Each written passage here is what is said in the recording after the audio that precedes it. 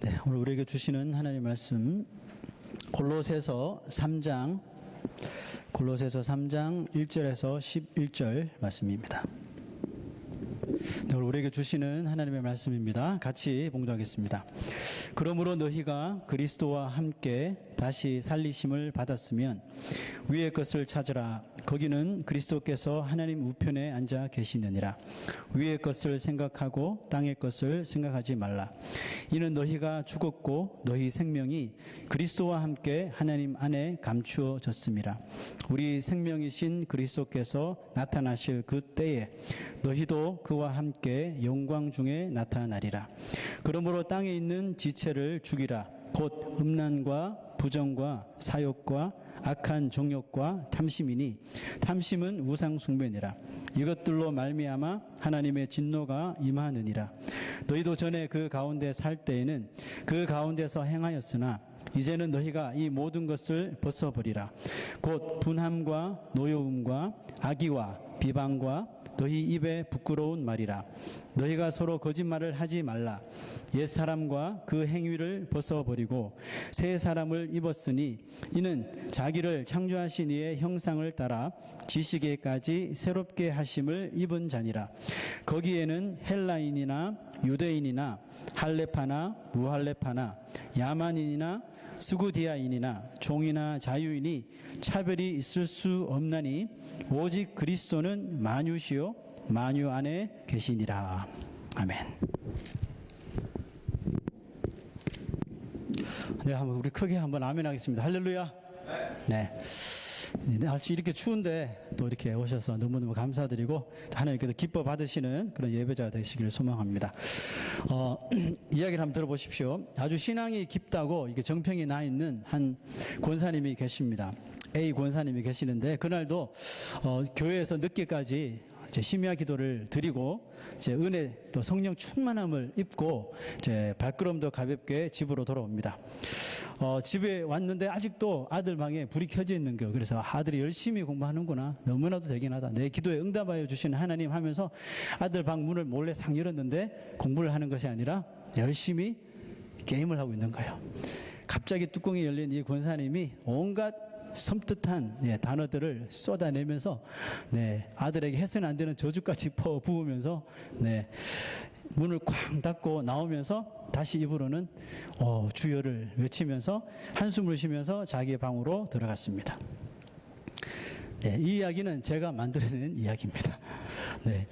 뭐 조금 과장이 되긴 했지만 솔직히 뭐 그다지 낯선 장면은 아니라고 생각이 듭니다. 우리 한번 생각해 보십시다. 이 A 권사는 그렇게 교회에서 간절히 은혜를 사모하며 또 기도하고 스스로 은혜 받았다고 은혜 충만하다고 생각했는데 왜 막상 현실의 세계에 들어와서는 마치 은혜를 전혀 모르는 자처럼 은혜 없는 언어, 은혜 없는 행동을 그렇게 마구마구 쏟아내면서 무섭게 변화된 것일까요? 기독교 상담자인 폴 트립은 이렇게 말했습니다. 우리가 복음의 그 현재성, 과거 미래 아니고 복음의 현재성으로 철저하게 돌아가야 한다. 이런 글을 썼더라고요. 복음은 우리를 과거와 미래를 위해서만 구원하는 게 아니라 현재 속에서도 still 우리를 구원해 준다는 거죠.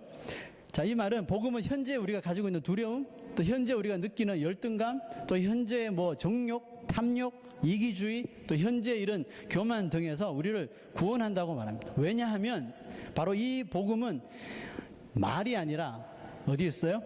능력이 있기 때문에 그렇습니다. 이 말이 제 말이 아니라 성경에 있어요. 데살로니가전서 1장 5절 한번 볼까요? 앞에 있습니다. 같이 한번 읽어보겠습니다. 큰 목소리로 시작. 복음이 너희에게 말로만 이런 것이 아니라 또한 능력과 성령과 큰 확신으로 된 것입니다. 아멘이죠. 여러분, 대부분의 그리스도인들은 예수님이 과거의 내 죄를 용서하시고 나를 구원하신 것과 또 그 예수님께서 미래에 다시 오실 예수님이 미래에 분명히 나를 천국으로 인도하실 것이라는 믿음에는 변함이 없이 사는 것 같아요. 나는 구원받았어요. 주님 오시면 나는 천국 가요. 여기에 대해서는 믿음에 변함이 없는 것 같아요. 그런데 그 과거와 미래, 그 확신하는 그 사이에 끼어 있는 그 현재, 우리가 살아가고 있는 이 리얼리티, 현재 속에서는 좀처럼 이 복음을, 그러니까 이 복음이 가지고 있는 그 능력을 좀처럼 참 경험하지 못하고 사는 것 또한 사실이라는 겁니다. 아까 제가 지어낸 이야기지만 그 A 권사처럼요. 실제로 삶에서는 은혜가 나타나지 않아요. 내가 기도하고 하나님 앞에 부르짖을 때는 은혜가 나타나는데 실제 삶에 와서는 희한하게 은혜가 없어요. 그게 사랑이 없어요. 인내가 없어요. 절제가 없다니까요. 이게 복음을, 우리가 복음의 능력을, 참 미안하지만 교회는 다니지만 이 복음의 능력을 경험하지 못하고 사는 사람이 생각보다 많다는 것입니다. 이스라엘 백성들이 하나님의 택함을 받습니다. 언약 백성들이 돼요. 그래서 자기들은 하나님께 선택받았다고 다른 이방인들, 믿지 않는, 하나님을 모르는 사람들, 선택받지 못한 사람들하고는 우리가 구별되는 사람들이야. 그래서 구별되어 살아야 돼. 그것까지 좋아요. 그러나 이들이 출애굽하여서 이집트에 나와서 홍해 앞에 막힙니다. 홍해 앞에 딱 가로막혔을 적에 겁이 난지 하나님과 모세를 막 원망하기 시작했죠. 우리가 어디 죽을 데가 없어서 이 바다 한가운데 우리를 장사 지내려고 하냐, 이집트로 돌아가는 게 낫겠다 하고 막 하나님과 모세를 원망하죠.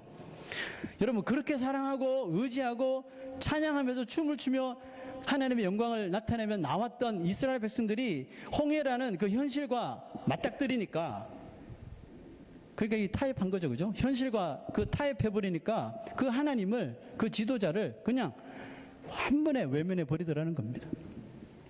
여러분, 이와 같은 문제가 바로 이 복음에 대한 현재성이 철저하게 떨어져서 그렇다는 거죠. 이상하게 우리 복음의 능력이라고 하는 것은 꼭 내가 교회에 와서 기도하고 말씀 듣고 찬양하며 할 때는 막 뭔가 채워지고 뜨거워지는 것 같은데, 실제 삶에 딱 와보면 어디 갔는데 다 차갑게 사라지고 이슬처럼 사라져서 헛된 것들만 자꾸 이렇게 쏟아져 나오지 않습니까? 여러분, 홍해가 원래부터 모세가 홍해 앞에 딱 쓰면 모세가 지팡이를 딱 들고 손을 딱 홍해 앞에 가리키면 이 홍해가 쫙 하고 갈라지기로 이미 하나님과 모세 사이에 다 계약이 된 거죠. 이 타임에서 고개 끄덕이시면 안 돼요. 전혀 계획된 게 아니에요. 그죠? 사전에 계획된 게 없단 말이죠. 모세도 홍해 앞으로 나올 줄은 몰랐단 말이에요. 하나님께서 아마 좋은 길로 잘 광야로 해서 가나안으로 가겠지 했는데 홍해 앞에 딱 맞닥뜨렸거든요. 그 모세도 정말 당황했을 거예요. 자, 근데 이때 상황을 보세요. 모든 백성들이 이제 막 다 죽었다고 그렇게 막 원망할 때 모세는 어떻게 했냐고요. 모세는 원망하지 않았습니다. 모세가 이렇게 말합니다. 너희는 두려워하지 말고 가만히 있어서, 가만히 있으라는 말은 너희들이 할 일 없다는 겁니다. 가만히 있어서 여호와께서 오늘 너희를 위하여 행하실 일을, 그것이 뭡니까? 행하시는 그 구원을 보라 그랬어요. 이미 이집트에서, 애굽에서, 바로 왕에서 구원해 내주신 그 하나님께서 홍해라고 하는 정말 절체절명의 위기 가운데서도 너희들이 가만히 있어서 여호와를 찾는다면 여호와께서 너희를 위해서 행하시는 그 구원, 현재 상관돼서 우리를 그 위기 속에서 이끌어내 주신 하나님의 능력의 구원을 보라라고 모세가 백성들에게 말씀한 겁니다. 그때 하나님께서 모세를 불러서 모세에게 이 홍해를 건너갈 수 있는 방법을 알려주신 거예요. 자, 너는 지팡이를 들고 손을 바다로 향해라. 그러면 바람이 와서 밤새도록 홍해가 갈라질 것이다. 이렇게 말씀하신 거죠. 그리고 모세는 그 엄청난 홍해를 향해 하나님의 명령대로, 참 말도 안 되는 것이지만 지팡이를 들고 바다를 향해 손을 내미니까 동풍이 불면서 이 홍해가 쫙 갈라지는 거예요. 모세가 상상했을까요? 모세가 이 홍해를 이렇게 건널 줄 상상했을까요? 그 모세도 몰랐단 말이에요. 누구도 예상치 못한 기적이 언제 일어나요? 위기와 같은 상황 속에서 하나님의 그 구원하심의 능력을 끝까지 믿는 자, 의심하지 않고 원망하지 않는 백성에게 하나님의 구원하심이 우리에게 나타난다. 가만히 서서 그랬죠. 가만히 서서 하나님의 구원하심을 보라 그랬잖아요. 우리가 할 일이 없어요. 하나님께서 하시는 일이에요. 복음의 현재성은 바로 이런 상황에서도 나를 구원하시고 우리를 붙들어 주시는 분이 하나님이시다는 것을 믿고 의심하지 않는 거예요. 자, 그럼 여러분, 우리의 삶 가운데서 복음의 능력이 나타납니까? 안 나타납니까? 만약에 여러분들이 그 A 권사처럼 또 이스라엘 백성들처럼 하나님의 구원하심을 알면서 과거에 나를 구원하여 주신, 나를 천국 백성 삼아 주신 하나님을 믿으면서도 내 현실의 삶 가운데서 이런 풀리지 않는 문제에 부딪혔을 적에 의심하고 원망에 섞인 말을 토해낼 때는 우리는 하나님의 구원하심을 경험할 수 없는 거예요. 복음의 능력이 있는데도 불구하고 경험할 수 없게 되는 거예요. 그러나 누구든지 이런 상황일지라도 하나님의 하나님이심을 믿으며 하나님께서 홍해도 가르시는 하나님이신데 분명히 길을 내실 거야 하고 여호와를 붙드는 자에게는 복음의 능력을 우리의 현재 삶 가운데서도 분명하게 보여주신다는 것입니다. 왜 자기는 구원받은 사람이고 구원받은 사람이라고 자부하면서 현재의 삶에서는 그 구원받은 자의 모습이 왜 없는 것입니까? 여러분, 구원받은 사람은 그렇다면 어떤 사람입니까? 어떤 사람이 되어야 하는 걸까요? 곰곰이 한번 생각해 보십시다. 사도 바울은 이 골로새 교회 성도들에게 저번 주까지, 그러니까 예수 그리스도가 누구인지, 그러니까 지금 골로새 성도들이 예수 믿었던 사람들이잖아요. 그런데 거짓 교사가 들어와서 막 이걸 흔들어 놨잖아요. 그죠? 그리고 예수 외에 뭔가 다른 게 더해져야 되고 뭐 전통을 따라야 되고 뭐 헷갈려졌단 말이에요. 그래서 예수 믿던 자들이 다시 유대교로 가든지 세상으로 나가든지 했단 말이에요. 그래서 이 사도 바울이 골로새 교회에 편지를 써서 저 2장까지 했던 이야기가 뭐냐면, 너희들이 믿고 있었던, 또 믿고 있는 예수 그리스도가 누군지, 그분 하나님이시라니까, 하나님이신데 이 세상에 성육신 하셔서 너희들의 죄를 지시기 위해서 십자가 지셨고, 예수님이 누군지, 그가 무슨 일을 하셨는지, 장차 어떤 일을 하실는지에 대해서, 그러니까 아주 교리적인 이야기를 지금까지 했었다면 3장부터는 사도 바울은 이제 좀 현실적으로 들어갑니다. 현실적인 이야기를 하기 시작하는데요. 너희들이 이제까지 예수 그리스도가 누군지, 예수 그리스도께 대하여 다시 배웠다면 이제부터는 뭘 하는 겁니까? 예수를 살라는 뜻입니다. 예수를 살아야지.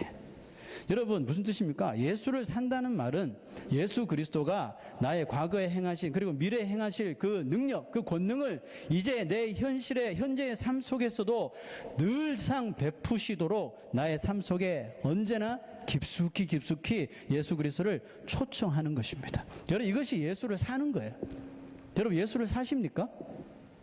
예수를 사십니까? 그렇다면 예수 그리스도를 여러분 순간순간마다 여러분 삶 가운데 깊이 초청하십니까? 그러므로 내가 예수를 살게 될 때, 내가 예수를 살 때 바로 나 자신이 뭐가 돼요? 나 자신이 바로 작은 예수가 되는 것입니다. 작은 예수가 되어야 된다니까요. 우리가 작은 예수가 될 때, 그래서 예수님처럼 제자들이 모두 자신을 배신해 버릴 때도 또다시 그들을 찾아갈 수 있는 것입니다. 우리가 작은 예수가 될 때, 그래서 예수님처럼 자신을 이용하려는 제자에게도 나를 이용하려고 하는 거 뻔히 알면서도 또 자신을 줄 수 있는 것입니다. 우리가 작은 예수가 될 때, 그래서 예수님처럼 자신을 모욕하고 조롱하며 희생시키려고 하는 십자가까지도 우리가 감사하면서 지고 갈 수 있게 되는 것입니다. 예수님께서 이렇게 하실 수 있었던 것은 바로 하나님 아버지의 뜻이 이루어지기를 간절히 원하셨기 때문에 그렇습니다. 오늘 사도 바울은 이 골로새 교인들에게 이와 같은 말을 하고 있는 거예요. 자, 한번 볼까요? 자, 이제 성경을 좀 집중해서 봅시다. 골로새서 3장 1절과 2절을 봅니다. 그러므로 너희가 그리스도와 함께 다시 살리심을 받았으면, 그리스도와 함께 다시 살리심을 받았다는 것은 구원을 받았다는 뜻이겠죠. 살리심을 받았으면 뭐하라 그럽니까? 위의 것을 찾으라. 거기는 그리스도께서 하나님 우편에 앉아 계시느니라. 위의 것을 생각하고 땅의 것을 생각하지 말라 그랬습니다. 여러분, 여기서 사도 바울이 말하고 있는 위의 것이라고 하는 것은 바로 위에 계신 하나님의 일, 하나님의 뜻을 말하고 있는 거예요. 왜 우리는 이 세상에 살면서 위의 것을 찾고 위의 것만을 생각하면서 살아야 할까요? 바로 성경의 답을 주시네요. 3절에 답이 있습니다. 3절, 이는 너희가 죽었고. 한마디로 답을 말하죠. 죽은 거야. 과거에 죄를 짓던 나의 옛사람은 예수 그리스도와 함께 이미 죽었단 말이에요. 우리가 예수를 영접하게 될 때 우리의 과거의 삶, 그 죄악된 삶은 이미 그 십자가에 못 박히신 예수님과 함께 다 죽었어요. 끝난 것입니다. 그 옛사람은 이미 끝난 거예요. 자, 그럼 우리의 생명은 도대체 어디에 있는 것입니까? 자, 3절 그 뒷절 한번 보세요. 이는 너희가 죽었고 너희 생명이 어디 있어요? 그리스도와 함께 하나님 안에 감추어졌습니다.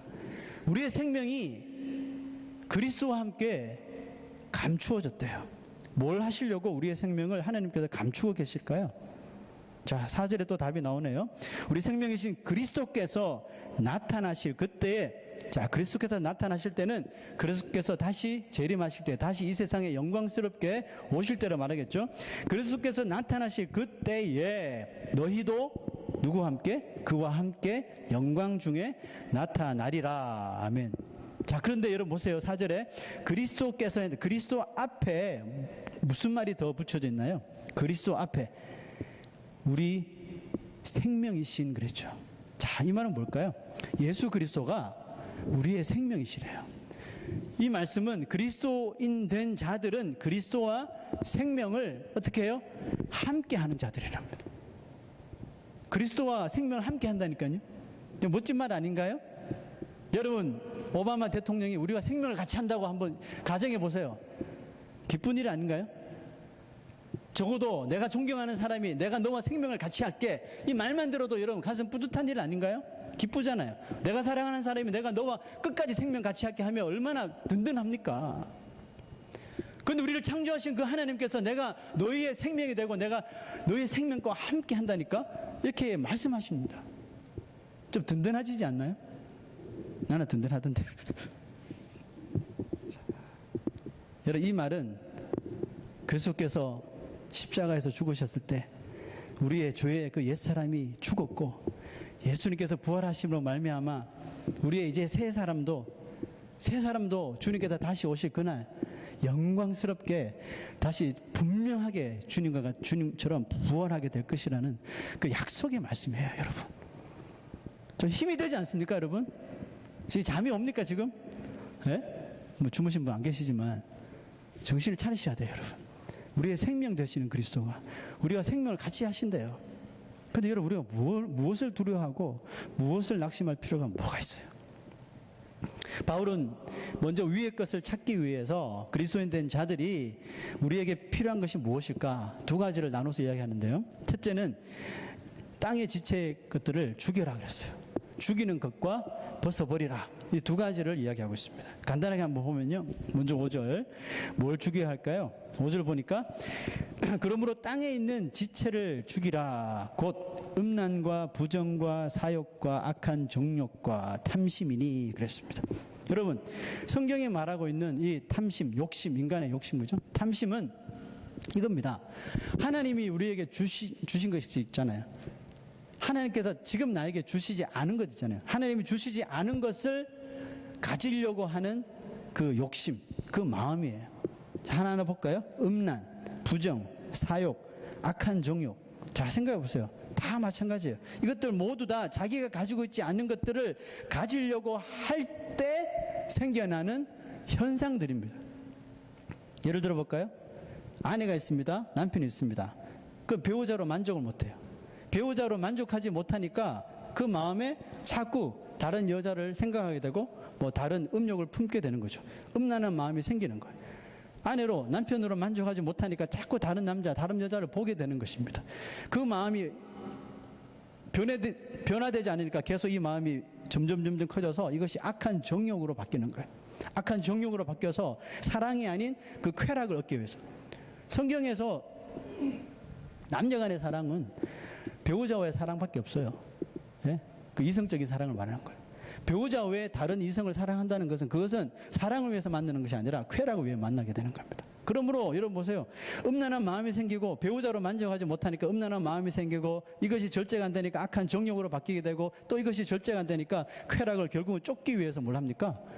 그냥 다른 여자를 만나고 다른 남자를 만나고 이 여자 저 남자 다른 남자 바람을 피는 것입니다. 그 바람 피는 원인이 자기 배우자로 만족하지 못하기 때문에 그런 거거든요.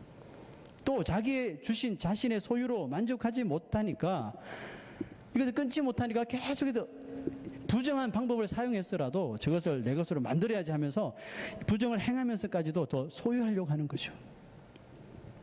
바울은 이와 같은 것들이 뭐라고 이야기했습니까? 탐심은 5절 끝에 우상 숭배. 우리가 가지는 지체가 가지는 이 탐심을 우상 숭배와 연결했어요. 여러분, 우상을 숭배하는 자들의 문제는 뭐예요? 중독된다는 거죠. 중독된다는 것은 빠져나오지 못한다는 거예요. 아주 깊이 빠져든다는 거예요. 여러분, 우리가 인생이 이런 탐심을 가질 때 이것이 바로 우상 숭배처럼 우리를 중독에 빠지게 만든다는 거죠. 이것을 이기지 못할 때 뭐 한다고요? 하나님의 진노가 우리에게 임한다고 합니다. 다윗이 그렇게 진노를 받았다. 범죄하여서 낳은 아기가 죽게 되고 하나님의 엄청난 진노를 받잖아요. 솔로몬도 마찬가지고요. 우리 교회는 젊은 사람들이 좀 많잖아요. 젊은 사람들이 많으니까 더욱이 이와 같은 음란과 정욕의 그 탐심에, 소유의 욕심에 빠지지 않도록 정말 우리가 깨어 있어야 합니다. 두 번째는 뭐예요? 벗어버려야 한다고 말합니다. 뭘 벗어버려야 되나요? 자, 8절 볼까요? 이제는 너희가 이 모든 것을 벗어버리라. 곧 분함과 노여움과 악의와 비방과 너희 입에 부끄러운 말이라. 자, 여러분, 이런 것들은 어디서 생겨나는 겁니까? 화내고 노엽고 악의를 가지고 비방하고 부끄러운 말들, 뭐 다 욕짓거리하고 뭐 저주스러운 말들, 뭐 이런 거겠죠. 실망스러운 말들. 자, 이 모든 것들은 바로 우리의 마음에서 생기는 거죠. 우리 마음에서 생겨나는 나쁜 것들이죠. 남을 해치고 남에게 상처를 주려고 하는 악한 마귀가 주는 아주 나쁜 마음들이죠. 그러므로 마음에 우리가 무엇을 가지고 있느냐에 따라 그 사람의 입술에서 나오는 것이 결국 다 결정되는 거거든요. 제가 이야기로 꾸몄던 A 권사도 보세요. 기도할 때는 그렇게 거룩하고 경건스럽고 은혜스러운 말만 쏟아냈던 그 입술이 자기 마음에 들지 않는 아들을 딱 보자마자 온갖 더러운 말들이 막 쏟아져 나오게 되는 거죠. 여러분, 마음에 나쁜 병을 가지고 있을 때 우리에게 나오는 것이 뭡니까? 그것이 바로 거짓말이라는 겁니다. 9절에 너희가 서로 거짓말을 하지 말라 그랬죠. 그죠? 그러므로 이 땅에 있는 지체를 죽이고 벗을 수 있는 방법이 무엇일까요? 그것은 한 가지입니다. 그것은 바로 내게 주신 것으로만 내가 마음껏 누리고 그것으로 만족하면 되는 것이에요. 남편이 아내로, 아내가 남편으로 만족하지 못하는 것은 그 배우자가 정말 무능하고 그 배우자가 정말 나쁜 사람이 아닐 가능성이 더 크다는 것입니다. 무슨 뜻입니까? 그럼 왜 만족하지 못하는 걸까요? 그 이유는 바로 그 배우자에 대해서 그 배우자를 좀 더 깊이 이해하지 못하고 모르기 때문이겠습니다. 그리고 우리가 내게 있는 것으로 만족하지 못하는 것도 바로 내가 가진 것에 대하여 깊이 알지 못하기 때문에 그렇습니다. 사랑하는 여러분, 여러분은 자신이 소유하고 누리고 있는 것들의 그 가치를 얼마나 깊이 알고 있습니까? 혹시 이렇게 생각해 본 적 있어요? 나와 같이 사는 사람?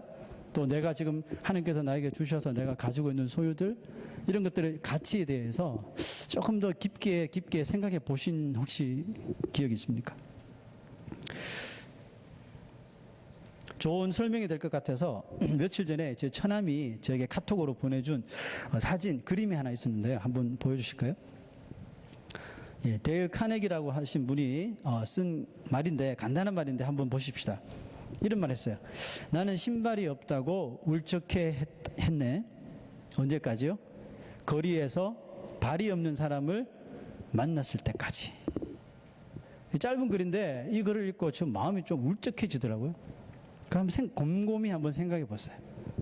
나는 내게 있는 것의 가치를 얼마나 가볍게 생각하고 살고 있지는 않은지 한번 생각해 보세요. 자, 이 카네기라는 사람이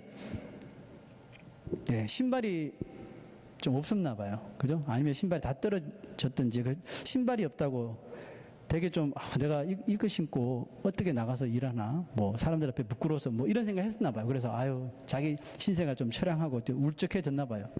근데 거리에 나갔는데 하필 발이 없어서 뭐 불구자가 된 사람이겠죠. 그죠? 발이 없는 사람을 딱 만났는데 망치로 한 대 탁 얻어맞은 것처럼 멍해진 거죠. 도대체 나는 못하는 사람인가? 그 신발에 대한 개념이 그 순간에 사라져버린 거죠. 신발이 사라지는 대신 뭘 생각하게 됐어요? 애시당초 하나님께서 나에게 주신 그 발, 발이 존재하고 있다는 것에 대해서 감사하게 되더라는 겁니다. 이 발에 대한 가치를 이 사람이 더 깊게 감사하게 되었다는 것입니다. 여러분, 우리는 내게 있는 것의 그 가치를 여러분 얼마나 깊게 생각하고 있습니까? 우리가요, 조금만 더 생각하게 되면 이것이 달라지게 돼 있어요. 내가 가지고 있었던 그 고정관념들이 다 박살나게 되어 있다는 거예요. 잠언 5장 15절 한번 보십시오. 잠언 5장 15절 다 같이 한번 읽어봅시다. 시작.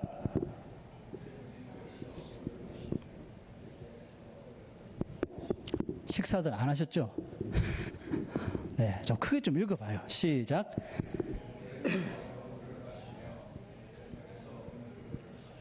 네, 뭐 여전히 크진 않지만 무슨 말일까요? 너는 내 우물에서 물을 마시며 내 샘에서 흐르는 물을 마시라. 원래 이 잠언 5장의 이 말씀 무슨 말이냐 하면 이 글을 쓴 의도는 뭐냐 하면 남자들에게, 아들들에게 간음하지 말라는 뜻에서 쓴 말이에요. 여기서 우물과 샘은 바로 아내를 이야기하는 거예요. 아내가 있는 자들이요, 내 아내에게서 물을 마시며 내 샘에서 흐르는 물을 마시라. 그런 의미입니다. 자, 이것을 우리가 여성도들도 계시니까 우리에게 맞춰서 좀 적용을 해보면 뭘까요? 우물과 샘, 하나님께서 나에게 주신 것들이겠죠. 그죠? 하나님께서 나에게 주신 것으로 좀 만족하며 살아는 겁니다. 만족할 뿐만 아니라 보세요. 우물에서 물을 마시고 샘에서 흐르는 물을 마시라. 이 말은 우물과 샘은 마시면 마실수록, 또 우물과 샘은 깊게 파면 팔수록 어때요? 더 신선하고 프레시한 물들이 저 땅속 깊은 데서부터 뿜어져 나오는 것이죠. 아주 얕은 물가에서 물을 먹는 게 아니라 깊게 파여진 우물과 샘에서 흐르는 물을 마시래요. 이 말은 보세요. 내가 조금만 더 생각하고 또 깊게 생각하면 하나님께서 나에게 주신 소유물들, 또 가족들, 뭐 가지고 있는 것들, 좀 더 그 가치를 깊게 생각할 수 있게 되고 그것에 만족하며 감사할 수 있게 된다는 거예요. 주님께서 무엇을 먹을까, 무엇을 마실까 염려하지 말라 그랬죠. 무엇을 입을까 걱정하지 말라 그랬죠. 그냥 주신 것, 내가 가지고 있는 것에 감사하고 만족할 수 있다면 헛된 탐심과 마음의 악한 병이 생기지 않는다는 겁니다. 가지지 못한 것을 얻으려고 애쓰기보다 이미 가진 것을 더 깊이 알고 내 삶에 이것을 더 적용하려고 할 때, 그 카네기라는 사람이 그 떨어진 신발 어떻게 했을 것 같아요? 또 다시 다 고쳐서 또 신었겠죠, 그죠? 아, 이것이 내 발을 이렇게 보호해 주는구나. 감사했겠죠, 그죠? 네. 그렇게 삶을 살 때 여러분 깊은 영성, 깊은 영적인 성숙함이 그곳에서부터 우러져 나오게 돼 있습니다. 제가 색소폰이라는 악기를 가르치거든요. 그 악기를 가르치다 보면 꼭 이런 현상이 있어요. 그 학생들이 어느 정도 좀 수준에 오르면 저한테 질문을 해요. 선생님, 목사님, 이제 악기를 좀 비싼 악기를, 아니면 마우스피스라도, 그 마우스피스에 대고 악기를 부니까 마우스피스라도 좀 좋은 것으로 바꾸면 어떨까요? 그러면 제가 두 가지 대답을 해요. 첫 번째는 그 사람이 정말 이제 준비가 되었다, 좀 고급스러운 악기를 살 준비가 되었다 하면 권유를 해요. 이걸 사시라고. 그 대개의 경우 저는 그렇게 이야기 안 합니다. 뭐라고 이야기하는지 아세요? 좋은 악기를 바꾸거나 마우스피스를 바꾸는 것도 아주 좋은 일이에요. 좋지만 그것보다 앞서서 제일 먼저 바꿔야 할 것은 자기의 입술이에요. 입술. 색소폰은 입술로 부는 거니까요. 자기의 입을 바꾸라고 저는 말합니다. 무슨 뜻이냐면 자기 입술이 바로 멋진 소리를 만들어내는 가장 중요한 악기이기 때문에 그렇습니다. 입이 준비되지 않은 채로 비싼 악기를 아무리 갖다 물어봤자 값싼 악기랑 똑같은 소리가 나는 거예요. 그러나 입이 딱 준비된 사람은 거기에 걸맞는 악기를 딱 갖다 대어주면 멋진 소리를 내는 거죠. 그 악기가 가지고 있는 모든 펑션한 기능을 다 발휘하고도 남는 훌륭한 소리를 내는 것이죠. 자기 입은 아직 좋은 악기를 받아들일 준비가 전혀 안 되었는데 그 외부적으로 자꾸 사들이고 비싼 거 막 치장하고 한다고 좋은 연주를 할 수 있는 것이 아니란 뜻입니다. 여러분, 성경에 보면 참 귀가 닳도록 하는 말이 있죠. 거룩하라, 거룩하라, 거룩하라. 우리 하나님도 아닌데 거룩해야 되나요? 근데 이게 예수님의 명령이더라고요. 내가 거룩하니 너희도 거룩하라. 예, 명령이었어요. 히브리서 기자는 뭐라고 이야기합니까? 거룩함을 따르라. 이것이 없이는 아무도 주를 보지 못하리라. 더 심각한 말 아니에요? 거룩함을 따르래요. 거룩한 삶을 살지 못하면 아무도 주를 보지 못하리라. 왜? 주는 거룩하신데 우리가 세속적인 거 묻어서 거룩하신 주님을 만날 수가 없잖아요. 하나님은 죄와 가까이 할 수 없으신 분이잖아요. 그죠? 그러나 우리는 스스로 알아요. 우리가 얼마나 거룩하지 못한 사람들인지를 말입니다. 얼마나 우리는 거룩하지 못한지 몰라요. 하지만 거룩한 삶을 우리가 소망하고 한순간만큼이라도 거룩한 삶을 위하여 자꾸 걸어가야 합니다. 여러분, 거룩한 삶이라고 하는 것은 그렇게 머리 복잡해지는 삶도 아니고요. 막 많은 계산이 필요한 것은 더더욱 아닙니다. 여러분, 예수를 믿으시잖아요. 예수를 믿는 사람은 여러분은 이미 거룩한 사람이에요. 아주 쉽지 않습니까? 자, 제 말이 아니고요. 자, 10절 한번 보십시다. 자, 10절 보니까 옛사람과 그 행위를 벗어버리고 이제 10절 새 사람을 입었으니 10절에 새 사람을 입었으니는 그 뭡니까? 과거형으로 되어 있잖아요. 새 사람을 입어라. 이게 아니라 새 사람을 입었으니 이미 과거에 구원받은 자예요. 그죠? 새 사람을 입었으니 이는 자기를 창조하신 이의 형상을 따라 어디에까지요? 지식에까지 새롭게 하심을 입은 자니라. 여러분, 예수를 우리가 믿게 될 때 우리는 성령의 옷을 입게 됩니다. 이 성령은 어디로부터 나오셔요? 하나님의 영이죠. 그리스도의 영이십니다.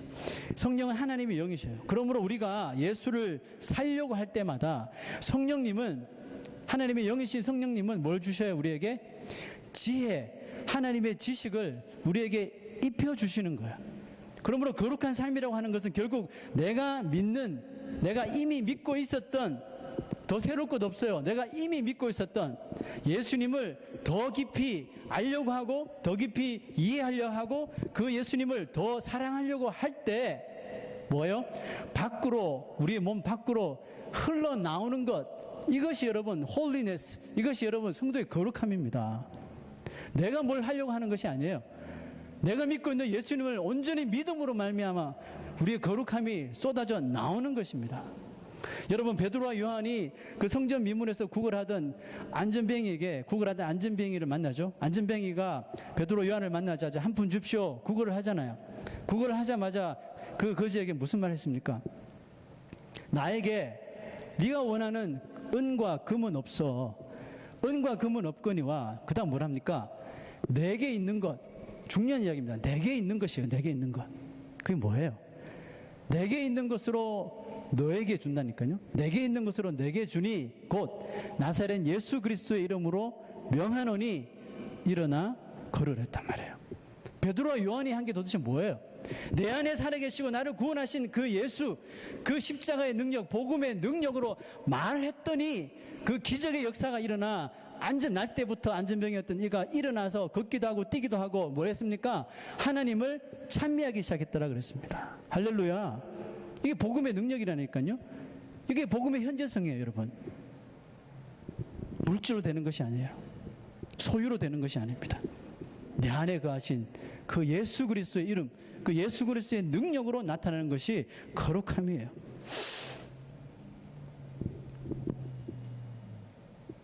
여러분, 한번 이해하려고 우리가 마음 먹으면 우리 예수 그리스도에 대해서도 금방 이해되는 것이 그리스도와의 관계입니다. 절대로 여러분 이게 얽힌 실타래처럼 복잡한 것이 아니에요. 예수를 믿고 싶습니까? 믿으세요. 믿으시면 돼요. 주님, 내 안에 거하여 주시고 나의 죄를 용서하여 주시고 나를 구원하여 주시옵소서 고백하셔요. 예수님 그렇게 까다로우신 분이 아니에요. 복잡하신 분이 아니에요. 여러분, 내 삶 가운데서 복음의 능력, 십자가의 능력, 초자연적인 기적을 일으키시는 그 하나님의 능력을 내 삶 가운데서, 이 세상 가운데서 경험하기를 원하신다면 그 예수를 영접하셔요. 간단합니다.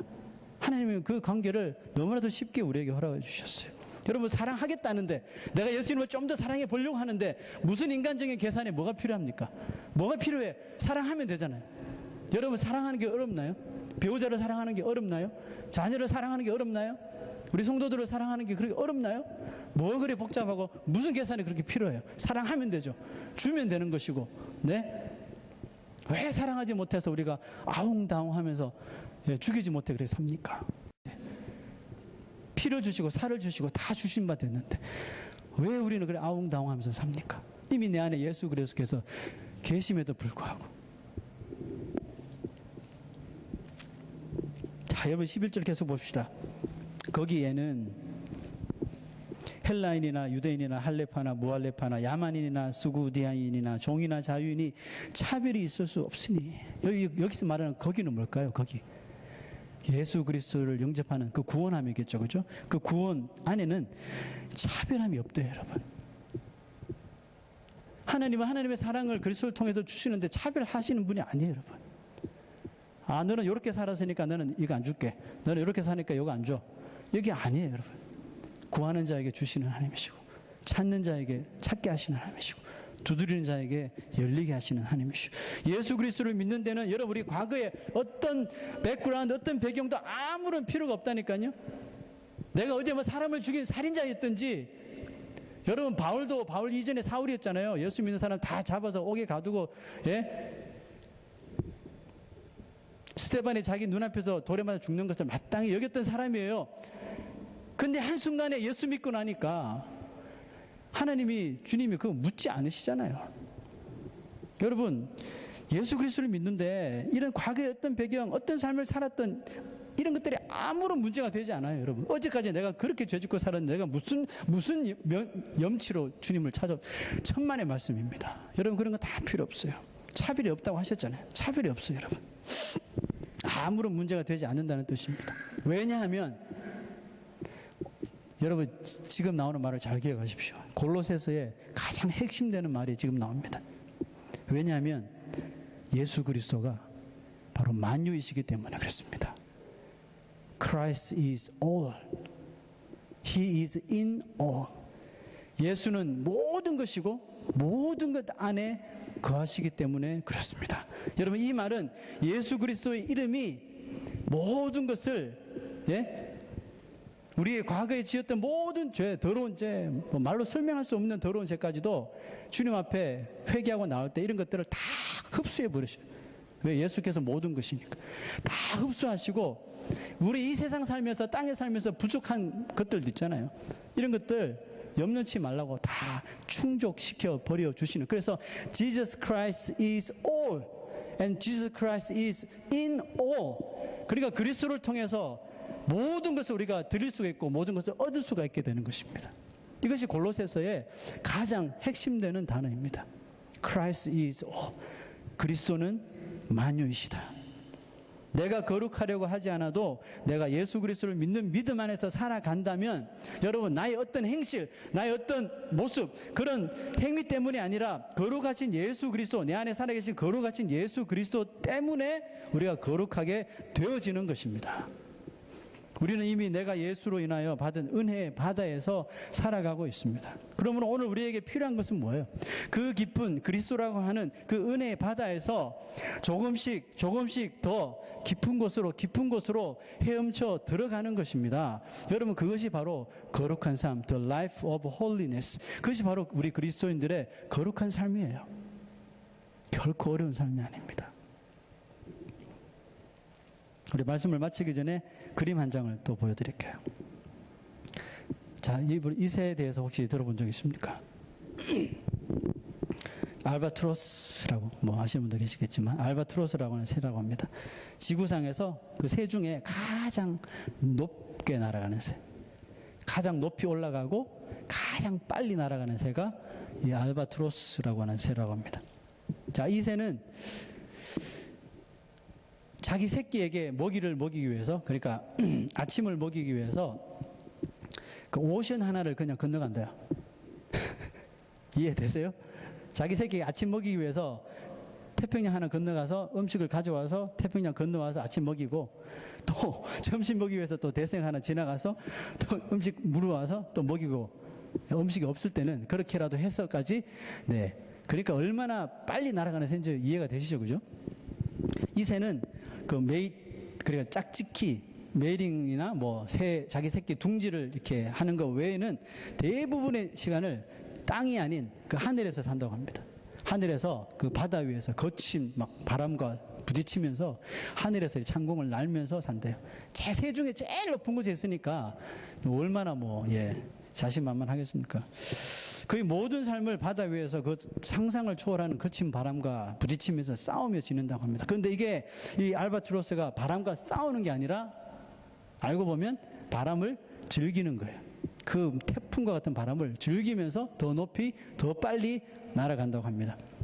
자, 그러면 제가 드리고 싶은 질문은 이 알바트로스라고 하는 새가 왜 이렇게 다른 새보다 가장 높이 날 수 있고 가장 빨리 날 수 있게 되었을까요? 저 그 이유를 보고 깜짝 놀랐어요. 야, 하나님은 정말 대단하신 분이시다. 왜? 이 새도 하나님께서 창조하셨으니까요. 그렇게. 이유가 뭔지 아세요? 그것은 한국말로 골공이라는 방법을 쓰는 새가 바로 이 새밖에 없대요. 골공은 뭐냐 하면 골, 뼈, 공, empty하게. 자기 뼛속을 다 비운대요, 이 새가. 어떻게 비우는지 저는 잘 모르겠어요. 뭐 먹는 것을 조절한다든지 모르겠어요. 하여튼 뭐 태어나면서 그런 기능을 가지고 태어난 거죠. 골공을 한대요. 이 새는 자기 뼈가 있잖아요. 뼛속의 뼈를 다 비워버린대요. 그래서 새 중에 뼛속을 비우는 유일한 새가 알바트로스라고 합니다. 이 엄청나게 긴 날개를 가지고 있는 새가 뼛속을 비우니까 얼마나 가벼워지겠어요. 그러니까 바람에도 종이처럼 휙 날려서 멀리 높이 올라가고 또 빨리 날 수 있는 그 비결이 된다고 합니다.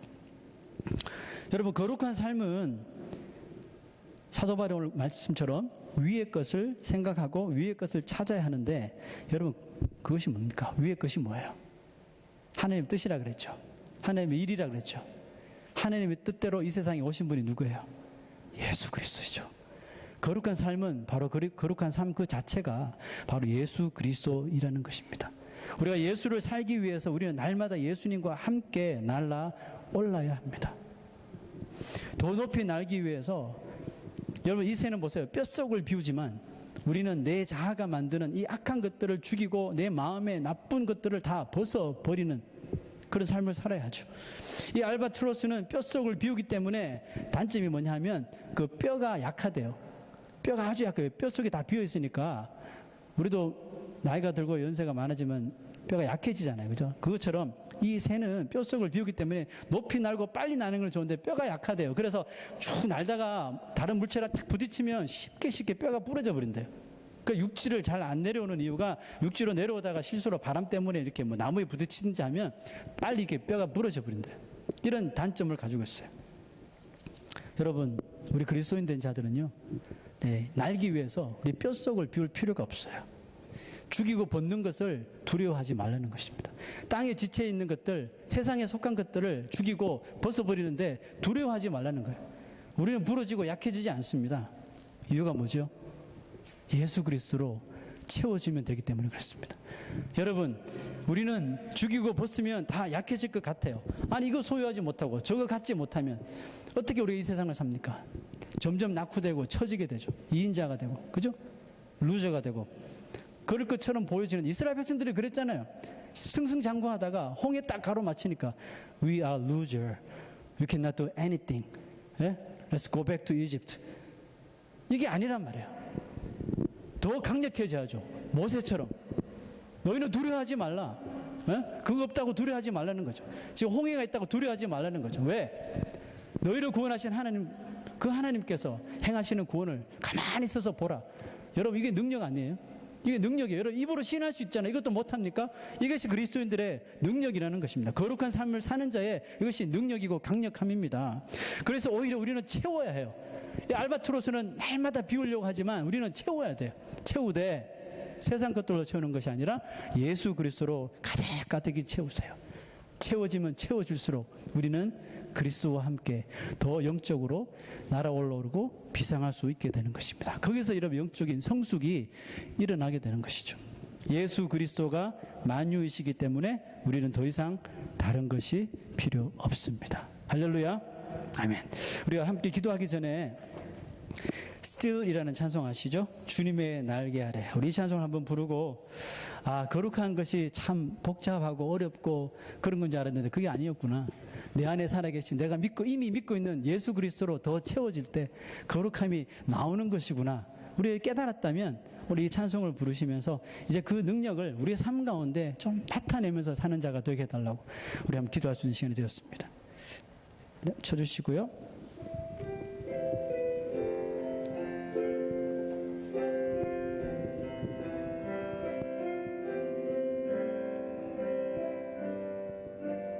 우리 기도하는 마음으로 찬양하십시다. 주님의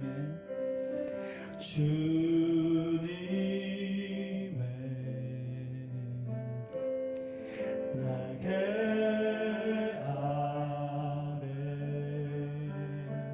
능력에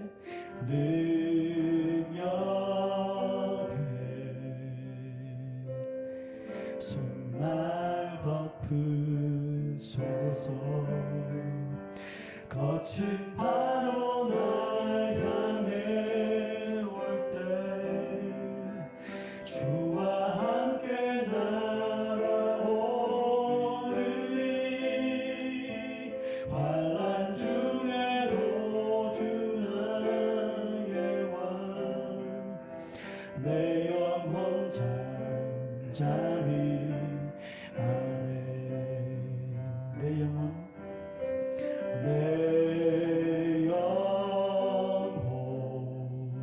주님 안에 주님 안에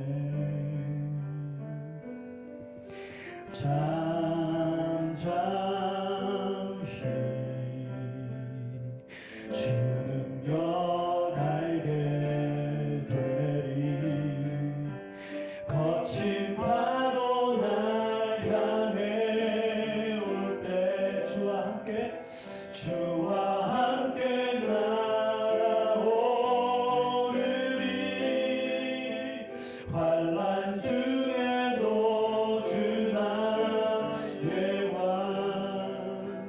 내 영혼 잠잠히 하네. 거친 파도 날 향해 올 때 주와 함께 날아오르리.